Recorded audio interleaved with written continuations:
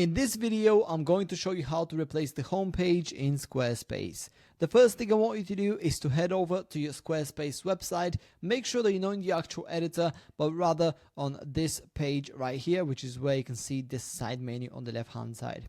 From the side menu, I want you to click on website, and then right beneath it, you will see 3 sub items up here. I want you to click on pages, which will then take you to all the different pages on your website. If we go ahead and hover over shop, for example, and then click on the settings wheel, at the bottom of this, we will see that this is our current home page. So in order to replace it, what we need to do is go to any other page on our website that we see here on the left hand side. So for example, the about page, click on the settings wheel here.